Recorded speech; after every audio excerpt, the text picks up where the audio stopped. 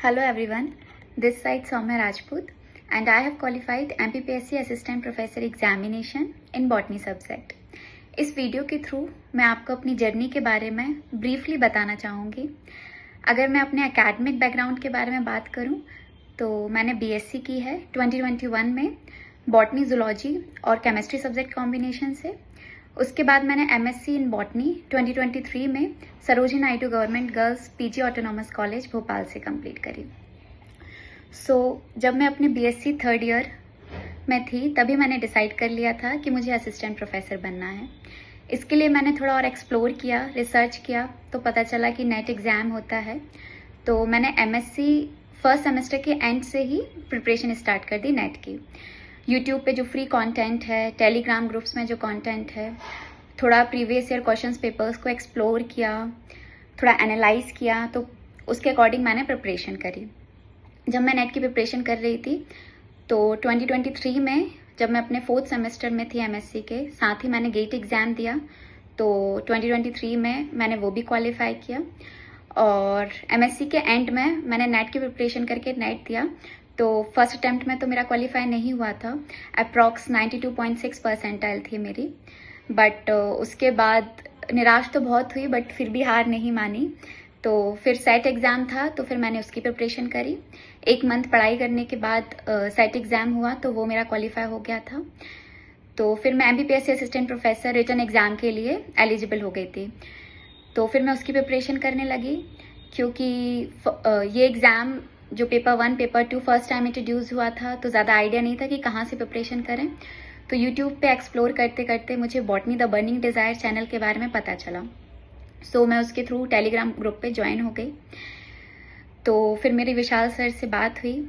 उनका जो कंटेंट है, उनके जो शॉर्ट नोट्स हैं, वो मुझे बहुत हेल्पफुल रहा। मैंने उनके कंटेंट को रिपीटेडली रिवाइज़ किया, मैंने मॉक टेस्ट लिए उनसे, और जो उनके यूट्यूब चैनल में फ्री में जो प्रीवियस ईयर डिफरेंट स्टेट पीएससीज के वीडियोस डले हुए हैं, मैंने उनसे स्टडी करी, मैंने उस कंटेंट से स्टडी करी। एंड आई गेस कि मैंने उनके यूट्यूब चैनल का कोई भी एक वीडियो छोड़ा नहीं होगा जो मैंने ना पढ़ा हो, जिसको मैंने रिवाइज ना किया हो। तो मैंने अपने रिसोर्स को बहुत लिमिटेड रखा। जो भी मैंने यूजी में और पीजी में, जनरली मैंने जो भी पीजी में यूनिफाइड बुक्स, डिग्री बुक्स से पढ़ाई की थी, मैंने उनको रिवाइज किया, प्लस विशाल सर के नोट्स को रिवाइज किया। मैं रिसोर्सेज मेरे बहुत ही ज़्यादा लिमिटेड थे। बस वन थिंग जो बहुत इंपॉर्टेंट है वो थी कंसिस्टेंसी। मैं लगातार, भले मैं डेली 2 घंटे पढूं, बट मैंने 2 घंटे पढ़ाई की है डेली। तो कंसिस्टेंसी थी, रिसोर्सेज लिमिटेड थे जिनको मैंने रिपीटेडली डिवाइड करके रिवाइज किया बहुत ज़्यादा। तो उसके थ्रू फिर मैंने रिटन एग्ज़ाम क्वालिफाई कर लिया था। फिर क्योंकि नेट मेरा फर्स्ट अटेम्प्ट में नहीं हुआ था, तो फिर इसका रिटन एग्ज़ाम देने के बाद मैंने जून 2024 में नेट एग्ज़ाम दिया, वापस अपना जो भी मैंने प्रीवियसली पढ़ा था उसको रिवाइज करके। तो उस टाइम मेरा जेआरएफ हो चुका था, क्वालिफाई हो गया था 99.35 परसेंटाइल से। फिर क्योंकि अभी इंटरव्यू में टाइम था तो मैंने बरकतुल्लाह यूनिवर्सिटी का इंटरव्यू दिया। मेरे पीएससी के इंटरव्यू में टाइम था तो मैंने बरकतुल्लाह यूनिवर्सिटी का इंटरव्यू दिया। तो मेरा as a guest faculty department of biochemistry and genetics में सिलेक्शन हो गया था। तो मैंने 1 साल अभी जून 2025 तक वहाँ पे एज अ गेस्ट फैकल्टी काम किया।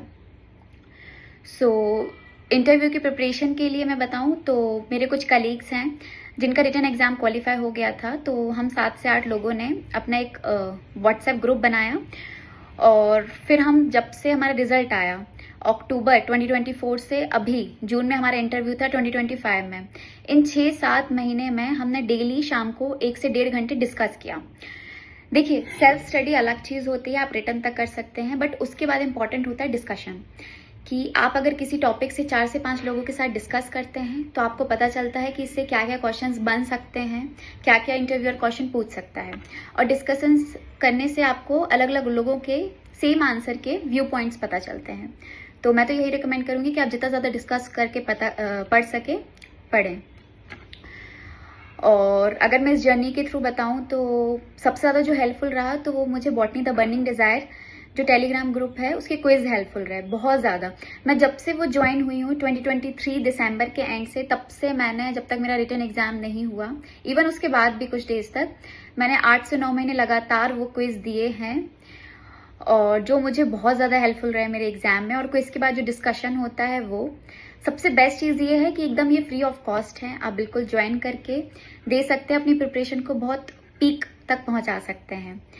सो अगर मैं इन शॉर्ट इस जर्नी को बताना चाहूँ तो definitely it's time taking, but अगर आप कंसिस्टेंटली पढ़ रहे हैं, आप पॉजिटिव हैं और आप रेगुलर रिवाइज कर रहे हैं, अपने सोर्सेज को बहुत लिमिटेड रखें, तो definitely you can make it. और मुझे लगता है मैं बहुत एवरेज काइंड ऑफ स्टूडेंट हूँ, अगर मैं कर सकती हूँ तो कोई भी कर सकता है। सो इस चीज़ को लेके बिल्कुल भी डीमोटिवेट ना हो कि वैकेंसी नहीं निकलती है या जो भी हो।